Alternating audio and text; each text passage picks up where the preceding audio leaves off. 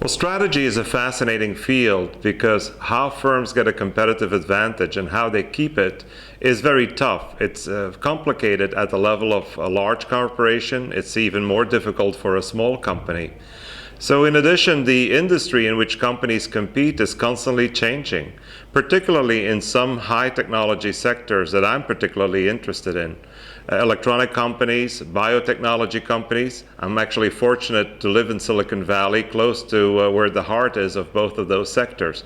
Those firms are constantly facing innovation. They're trying to compete against one another. They're trying to keep a competitive advantage. But the industry is constantly changing, and so are their competitors. So with strategy, you're never done with the work. You always have to face different challenges that face companies. I think it's the most international program in Belgium, maybe even in Europe. I think the student body is very diverse. These are all practicing managers who are coming back to school either full-time or part-time, so they have a lot of experience.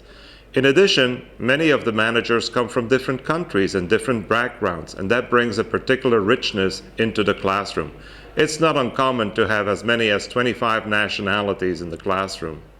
As to the faculty, they are very diverse as well.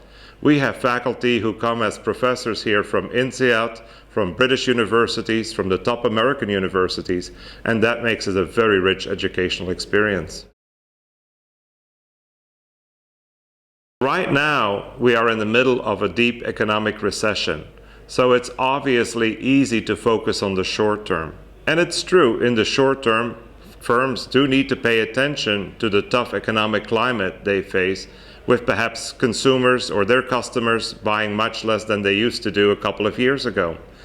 But I want to again caution that the important part, the important battle, is the one that is waged in the long term. So what is the strategy of the company? Why does it work? Why does it work well? How can it be improved? First, we have to get through these tough times, but then companies need to take advantage of the opportunities that will present themselves. And some companies have already started that. They've bought out their weaker competitors, and they're undoubtedly going to emerge from this recession stronger than they were before.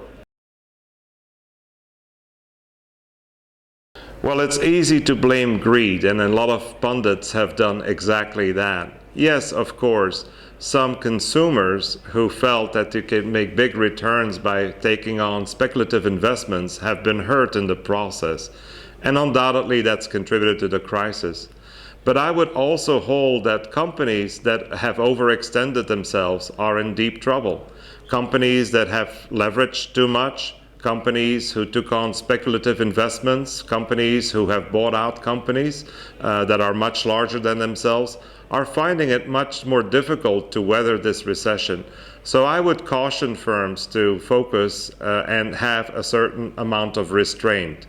Stay focused on your corporate strategy, understand how you create value for customers, work hard on maintaining your competitive advantage. That, I believe, is the way to success in the future. Well, having an MBA differentiates you in the marketplace. It allows you to get positions that otherwise you wouldn't be considered for. And so as a diploma, it has a value.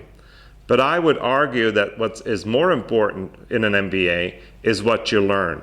The new skills you acquired, even the comfort in knowing what you do know, and that cuts across. That comes across clearly to prospective employers. So I would argue that with an MBA, your career prospects are much better than somebody without an MBA. Well, my best lessons and experiences come from learning what people have done with the knowledge they gain in the program.